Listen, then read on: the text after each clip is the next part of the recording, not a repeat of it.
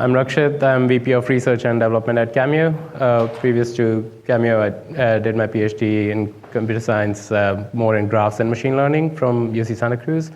What I want to discuss today is all about containers and Kubernetes, and the reason why it is relevant to AI and vision AI, particularly at the edge, is the key topics that I'll cover is why, when we are moving from the research to real world, when we want to take the best possible algorithms, best model designs, and we actually want to deliver them to each and every customer, but we want to do that faster, how can the infrastructure help us?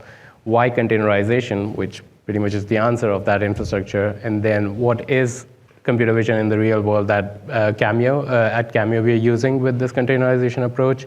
How does it provide us confidence in our iterations? And I'll close essentially with the three key factors of adaptability, speed, and reliability. So to start with the very basic requirement, it's moving from notebooks to chipsets.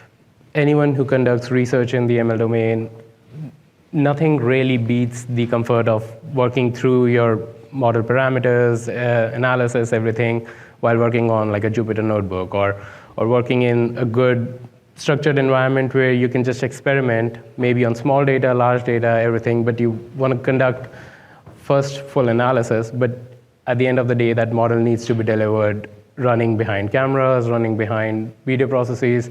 So the fact that we want to deliver all that research to different chipsets varies across the platform. So for our case, we go from ARM-based edge devices like Jetson Nano or Raspberry Pi, and then we have small form factor appliances which are CPU, i5, i7, Intel CPUs, and then we have large servers where we want to deploy. So these are Xeon servers with 2 Tesla T4s, so you have all the privilege, and then data centers, of course, have all the resources that you want to work with.